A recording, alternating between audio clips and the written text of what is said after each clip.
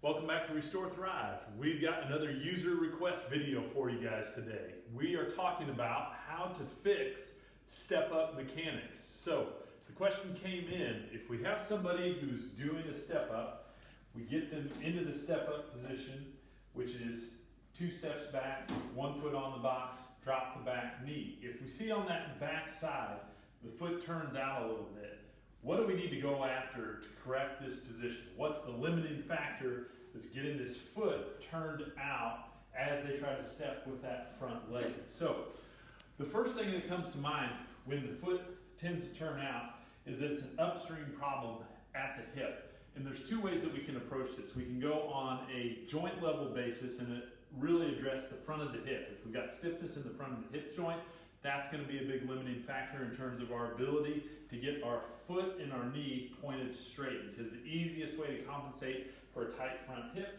is to let your pelvis rotate out or let your thigh rotate out a little bit. So one of our favorite go-tos is just grabbing a jump stretch band, putting it around that side that's tight.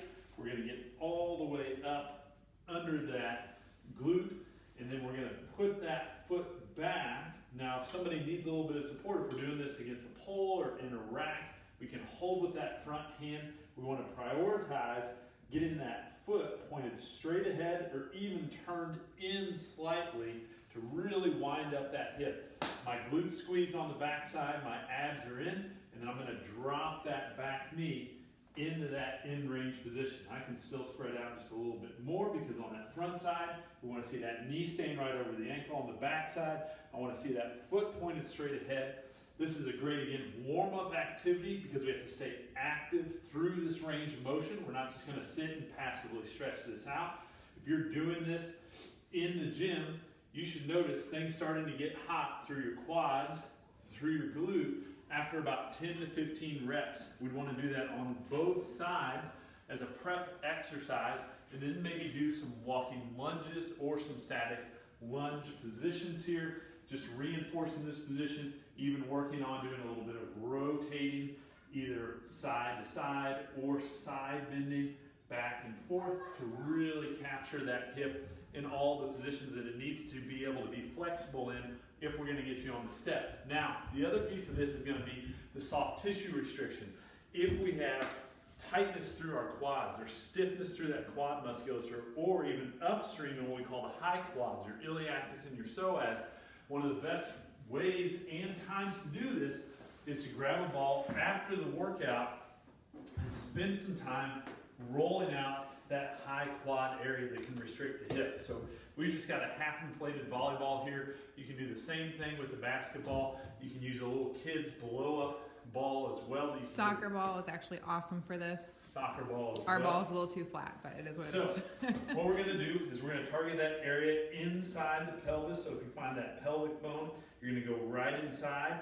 You're going to start inside the pelvis. You're going to roll up to under your rib cage, come towards the middle. Just make sure you don't get right on your belly button because your abdominal aorta is there, and that will feel uncomfortable and is not safe. So I'm going to get myself down on the side that I'm mobilizing.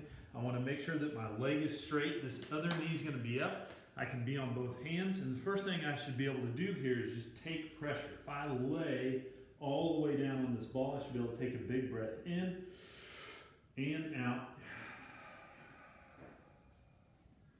And if I'm really tight, it might take me a couple breaths in and out to really let my body relax over the ball. Once I can tolerate that pressure, I can add a little bit of side-to-side motion. We call this the pressure wave. That's going to stripe across those high muscles that come off your hip and your pelvis and that tie into that hip extension motion. If I really want to get creative here, I can bend my knee a little bit as well and go back and forth, or even rotate my leg side to side, just to explore all those different motions that my hip and my thigh should be able to do. And then I can roll up a little bit, get into that high rib cage. A lot of times if we have restrictions in the trunk, that makes it hard to organize the trunk when we get into that standing position, and then it makes it even harder to keep your pelvis and your hip in good position.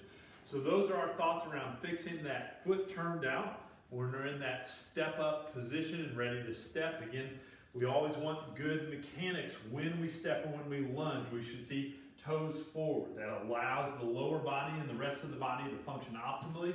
If you don't have that position down, and if these mobilizations aren't enough, you can always reach us at RestoreThrive.com.